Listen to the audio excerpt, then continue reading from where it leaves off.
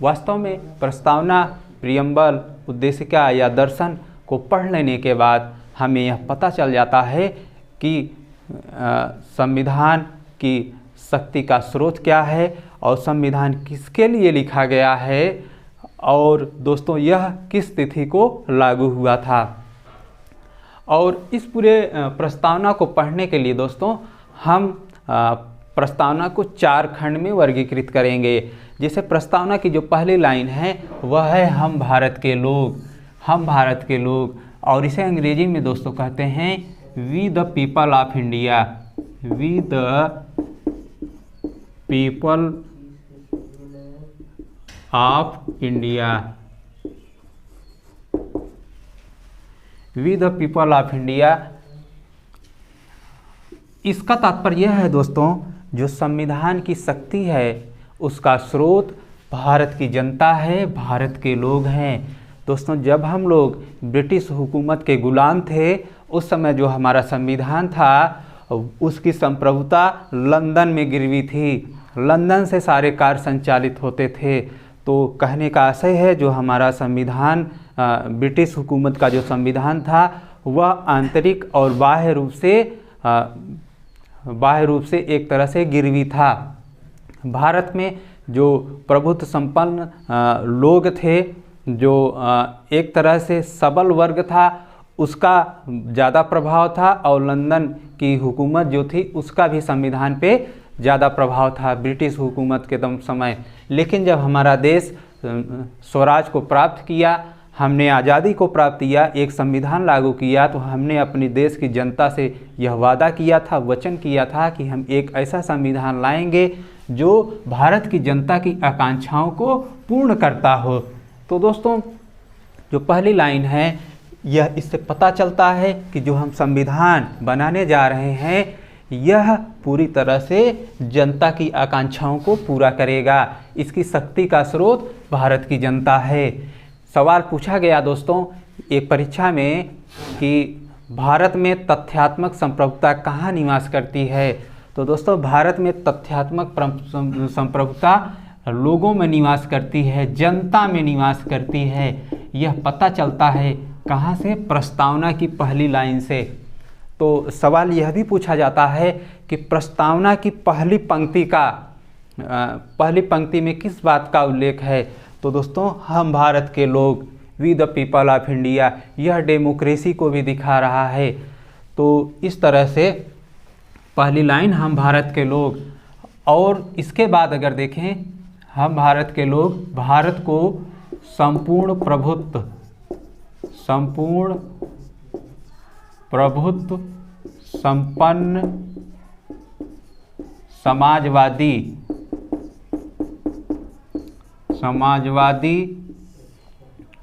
पंथ निरपेक्ष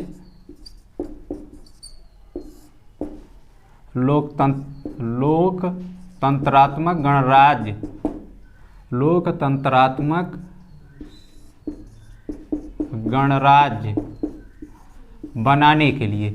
दोस्तों यह लाइन इम्पोर्टेंट है क्योंकि इससे पता चलता है, पहली लाइन से दोस्तों पता चलता है कि संविधान की शक्ति का स्रोत क्या है। शक्ति का स्रोत क्या है और इससे पता चलता है दोस्तों संविधान का स्वरूप क्या है।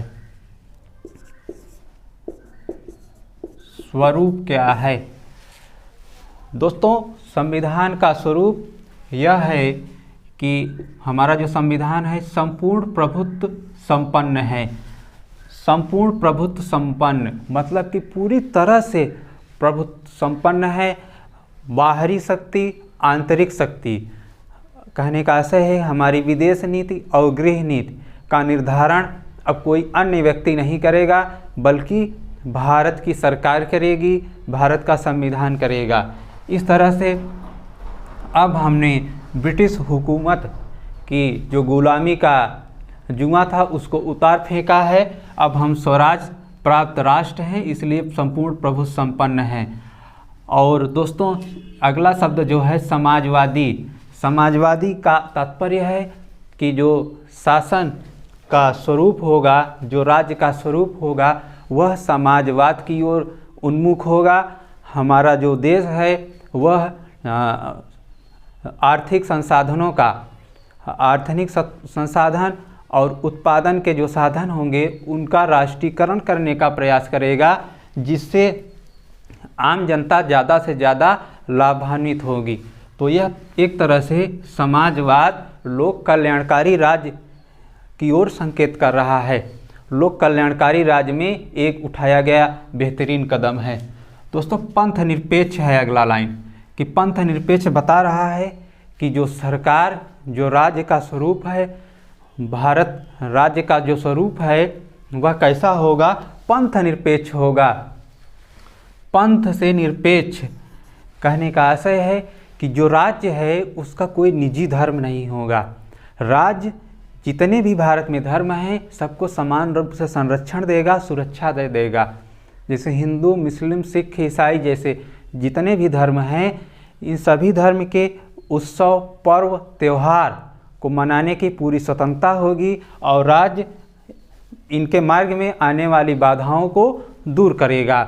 इसीलिए दोस्तों, आप देखते होंगे जितनी फोर्स होती हैं, पुलिस फोर्स राज्य की, वह जितने भी धर्म के लोग हैं इनके उत्सव में, इनकी सुरक्षा में लगे रहते हैं। और दूसरा अर्थ यह भी है दोस्तों कि जैसे हमारा जो देश है, भारत देश है, इसमें एक धर्म विशेष की आबादी लगभग 80% है। हिंदू धर्म की आबादी 80% लगभग है। तो हमारा संविधान जब लागू हो रहा था तो निर्मात्री सभा यह भी कर सकती थी कि भारत को हिंदू राज्य घोषित कर सकती थी, लेकिन नहीं किया। क्यों? क्योंकि वह जानती थी कि भारत बहुल संस्कृतियों वाला देश है, यह विविधताओं भरा देश है। इस विविधता बहुल संस्कृति को बचाने के लिए पंथ निरपेक्ष का उल्लेख किया गया। इसी तरह दोस्तों, लोकतंत्रात्मक गणराज्य, इससे आशय है कि जो भारत का प्रमुख होगा, भारत राज्य का जो हेड होगा, वह वंशानुगत नहीं होगा, वह निर्वाचित होगा। जैसे ब्रिटेन की जो महारानी या जो महाराज होते हैं वह एक तरह से वंशानुगत होते हैं, जबकि हमारे यहाँ वंशानुगत न होकर निर्वाचित हैं। तो एक तरह से लोकतंत्रात्मक गणराज्य से आशय है कि जो राज्य का प्रमुख है, राज्य का मुखिया है, वह निर्वाचित होगा। तो दोस्तों, सीक्वेंस से देखें तो हम भारत के लोग भारत को संपूर्ण प्रबुद्ध, समाजवादी, पंथ निरपेक्ष, लोकतंत्रात्मक गणराज्य बनाने के लिए तथा उन सभी के नागरिकों को सामाजिक, आर्थिक,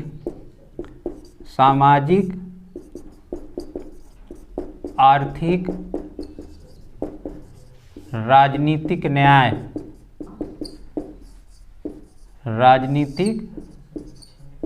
न्याय। दोस्तों, इसके पहले हमने शासन के स्वरूप को पढ़ा, अब हम पढ़ रहे हैं शासन का लक्ष्य क्या है। लक्ष्य है नागरिकों को सामाजिक, आर्थिक, राजनीतिक न्याय उपलब्ध कराना। सामाजिक, आर्थिक, राजनीतिक न्याय उपलब्ध कराना संविधान का एक कर्तव्य है। सामाजिक न्याय धर्म, मूल वंश, जात, भाषा, लिंग के आधार पर एक नागरिक दूसरे नागरिक के साथ भेदभाव नहीं करेगा और राज्य नागरिक के साथ भेदभाव नहीं करेगा। तो यह सामाजिक न्याय हुआ। आर्थिक न्याय, राज्य ऐसी व्यवस्था करेगा, ऐसा उपबंध करेगा कि सभी नागरिकों को उनकी क्षमता, उनके सामर्थ्य के अनुसार कार्य मिल सके, उनको रोजगार उपलब्ध हो सके, रोजी रोटी का इंतजाम हो सके। तो दोस्तों, आर्थिक न्याय और राजनीतिक न्याय। राजनीतिक न्याय का मतलब है राजनीति में भागीदारी, लोकतंत्र में भागीदारी प्रत्येक नागरिक के लिए समानता के आधार पर सुनिश्चित हो। जैसे प्रत्येक नागरिक को ग्राम प्रधान से लेके प्रधानमंत्री तक इलेक्शन लड़ने की स्वतंत्रता हो, समानता हो। प्रत्येक नागरिक को वोट देने की स्वतंत्रता हो। प्रत्येक नागरिक को चुनाव लड़कर पद को सुशोभित करने की स्वतंत्रता हो। यही राजनीतिक न्याय है। और राजनीतिक न्याय में एक व्यक्ति एक मत के सिद्धांत को अपनाया गया है। कहने का आशय है समानता की बात की गई है। तो दोस्तों, जो शासन का राज्य का लक्ष्य होगा सामाजिक, आर्थिक, राजनीतिक न्याय और विचार, अभिव्यक्ति,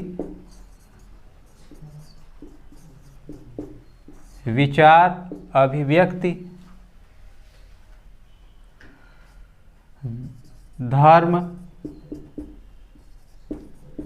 उपासना, विचार, अभिव्यक्ति, धर्म, उपासना,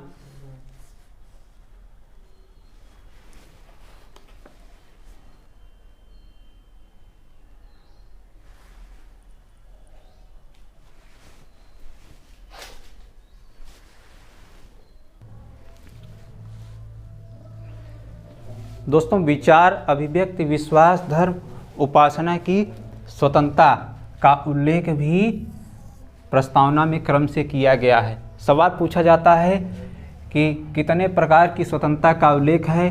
दोस्तों 5 तरह की स्वतंत्रता का उल्लेख प्रस्तावना में किया गया है, जैसे विचार, अभिव्यक्ति, विश्वास, धर्म, उपासना। इसी तरह न्याय 3 तरह के, सामाजिक, आर्थिक और राजनीतिक न्याय।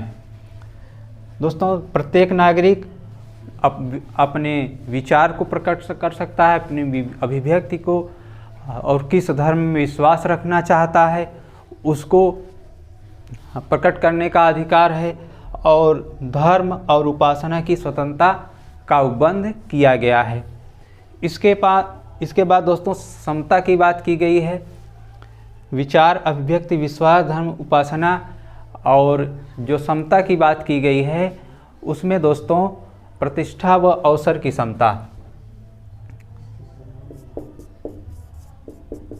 प्रतिष्ठा व अवसर की समता। तो आप जब संविधान पढ़ेंगे उसमें पता चलेगा कि प्रत्येक नागरिक को प्रतिष्ठा और अवसर की समता दी गई है। इसके बाद अगर क्रम को देखें, प्रतिष्ठा एवं अवसर की समता प्राप्त कराने के लिए था उन सब में नागरिकों की, उस सब में व्यक्ति की गरिमा, राष्ट्र की एकता व अखंडता तथा उन सब में व्यक्ति की गरिमा,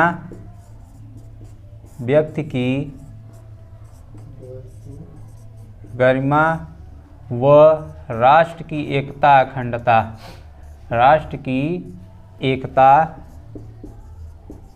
एकता व अखंडता को सुनिश्चित करने वाली बंधुता,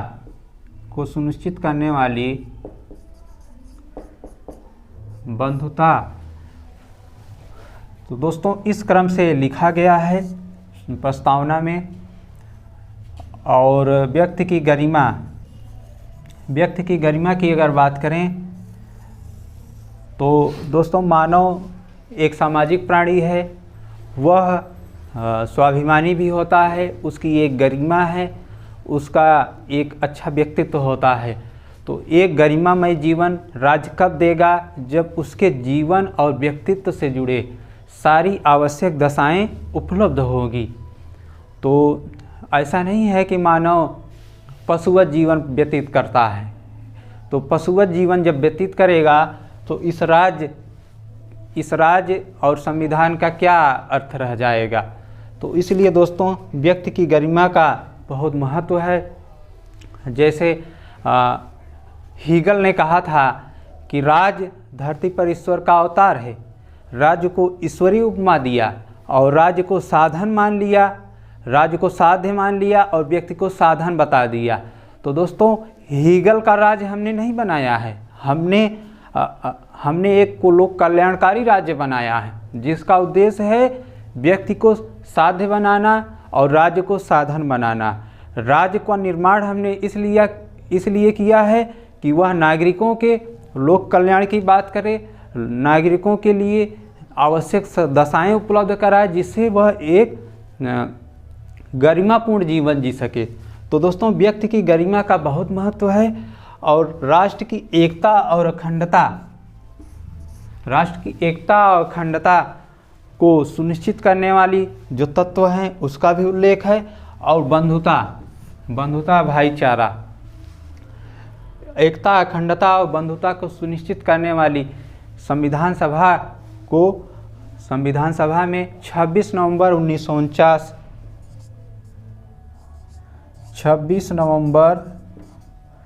1949 को संविधान को अंगीकृत, आत्मार्पित और अधिनियमित किया गया। तो दोस्तों ये तिथि हो गई कि कब यह लागू हुआ। तो इस तरह से हमने यह बताने का प्रयास किया कि प्रस्तावना के माध्यम से शक्ति का स्रोत क्या है, भारत की जनता है, संविधान का स्वरूप क्या है, कैसा है, यह प्रभुत्व संपन्न है, समाजवादी है, पंथनिरपेक्ष है और लोकतंत्रात्मक गणराज्य है। और संविधान का लक्ष्य क्या है, सामाजिक, आर्थिक, राजनीतिक न्याय स्थापित करना, विचार, अभिव्यक्ति, विश्वास, धर्म, उपासना की स्वतंत्रता तय करना, प्रतिष्ठा और अवसर की समता को देना और व्यक्ति की गरिमा, राष्ट्र की एकता, अखंडता को अक्षुण्ण रखना, यह इसका लक्ष्य है। और संविधान प्रस्तावना के तहत पता चलता है कि संविधान कब प्रवर्तित हुआ, 26 नवंबर 1949 को प्रवर्तित कर दिया गया आंशिक रूप से, और पूर्णतः बाद में प्रवर्तित किया गया। तो दोस्तों इस तरह से संविधान की प्रस्तावना को हम पढ़ेंगे। और अगर आप मुख्य परीक्षा में यह सवाल पूछ लिया जाए कि संविधान की विशेषताओं को परिलक्षित कीजिए, संविधान के विशेषताओं को लिखिए, तो दोस्तों संविधान की विशेषता अगर आप भूल जाते हैं तो प्रस्तावना को अगर आप लिख देते हैं तो वह आपका आंसर कंप्लीट हो जाएगा। जैसे आप एक एक लाइन की व्याख्या कर दें तो भी आपका आंसर कंप्लीट हो जाएगा। संविधान में शक्ति का स्रोत क्या है, संविधान का स्वरूप ऐसा है, संविधान का लक्ष्य ऐसा है, संविधान इस तिथि को लागू हो गया, यह भी संविधान की विशेषता है। और दोस्तों इससे यह भी आप लिख सकते हैं कि संविधान का दर्शन क्या है, संविधान की प्रस्तावना क्या है। अब जो परीक्षा में सवाल पूछे जाते हैं उसके बारे में आइए देखते हैं। सवाल ये पूछा जाता है कि प्रस्तावना में एकमात्र संशोधन कब किया गया और किस अधिनियम के माध्यम से। तो दोस्तों हम आपको बता दें कि एकमात्र संशोधन 42वें अधिनियम से किया गया सन 1976 को, 42वें अधिनियम से सन 1976 में किया गया। और इस संशोधन के द्वारा प्रस्तावना में 3 तत्व जोड़े गए थे, समाजवादी, पंथनिरपेक्ष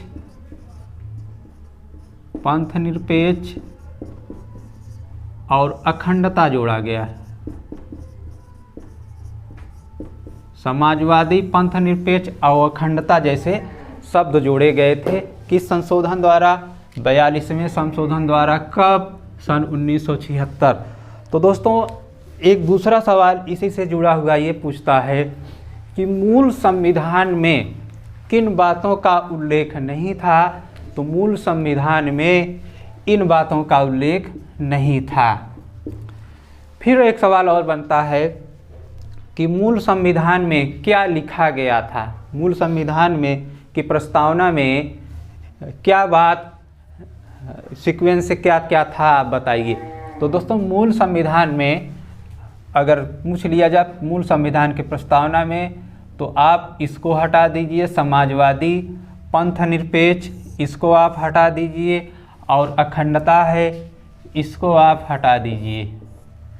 तो 3 तत्व को आप हटा देंगे तो यह मूल संविधान की प्रस्तावना हो जाएगी। और सवाल यह भी पूछा जाता है दोस्तों कि क्रम से सजाइए, मूल संविधान के अनुसार आप क्रम से सजाइए। तो क्रम से आपको सजाना होगा तो पहले आप लिखेंगे हम भारत के लोग संपूर्ण प्रभुत्व मूल संविधान के, हम भारत के लोग संपूर्ण प्रभुत्व, लोकतंत्रात्मक गणराज्य, सामाजिक आर्थिक राजनीतिक न्याय, इस तरह से आप क्रम से लगा लेंगे। फिर सवाल पूछा जाएगा कि संशोधन के पश्चात प्रस्तावना में 42वें संविधान संशोधन के पश्चात प्रस्तावना का स्वरूप क्या था। तो उस समय दोस्तों आप इस पूरे प्रस्तावना को लिखेंगे क्रम से, प्रभुत्व संपन्न, समाजवादी, पंथ निरपेक्ष, लोकतंत्रात्मक गणराज्य। इसके अलावा जो और सवाल पूछा जाता है कि प्रस्तावना को संविधान की कुंजी, प्रस्तावना को संविधान की कुंजी कहकर किसने संबोधित किया। तो दोस्तों इसका आंसर जो होगा के.एम. मुंशी ने कहा था। के.एम. मुंशी ने कहा प्रस्तावना संविधान की कुंजी है। यह भी सवाल पूछा जाता है कि उद्देशिका या प्रस्तावना को पहली बार उद्देश्य प्रस्ताव के रूप में किसने प्रस्तुत किया था। तो दोस्तों पंडित जवाहरलाल नेहरू ने उद्देश्य प्रस्ताव प्रस्तुत किया था। कब किया था? 13 दिसंबर 1946 को। और सवाल यह भी पूछा जाता है कि उद्देशिका जो है किस तिथि को प्रवर्तित हुई। तो दोस्तों उद्देशिका 22 जनवरी 1947 को प्रवर्तित हुआ था। जी हाँ, उद्देशिका जो है 22 जनवरी 1947 को प्रवर्तित हुआ था। इसके बाद यह सवाल आता है कि उद्देशिका का विचार किस देश से लिया गया। उद्देशिका का विचार किस से देश से लिया गया है। तो अमेरिका से लिया गया है। और यह भी पूछा जाता है कि उद्देशिका की भाषा कहाँ से ली गई है। तो उद्देशिका की भाषा दोस्तों ऑस्ट्रेलिया से ली गई है। उद्देशिका का विचार अमेरिका से, उद्देशिका की भाषा ऑस्ट्रेलिया से। और जो सवाल पूछा जाता है कि भारत एक धर्मनिरपेक्ष राज्य है, इसका उल्लेख किस देश से, इसका उल्लेख संविधान के किस भाग से पता चलता है कि भारत एक धर्मनिरपेक्ष राज्य है। तो दोस्तों भारत एक धर्मनिरपेक्ष राज्य है, इसका पता प्रस्तावना से ही चलता है। यहाँ पे आपने देख लिया पंथ निरपेक्ष। और जो सवाल बन सकते हैं वहाँ से ये बन सकता है कि प्रस्तावना का विधिक स्वरूप क्या है। प्रस्तावना का विधिक स्वरूप क्या है। तो दोस्तों प्रस्तावना न्यायालय द्वारा निर्वचनीय नहीं है। प्रस्तावना को लेके आप न्यायालय में यह बाध्य नहीं कर सकते हैं इसे लागू भी किया जाए। तो इस तरह से दोस्तों हमने प्रस्तावना के स्वरूप को समझा और प्रस्तावना के तहत जो आने वाले सवाल हैं, बनने वाले सवाल हैं, उसके बारे में हमने चर्चा किया। उम्मीद करता हूँ ये लेक्चर आपको अच्छा लगा होगा। अगर हाँ तो दोस्तों इस लेक्चर को आप लाइक, सब्सक्राइब और शेयर भी कर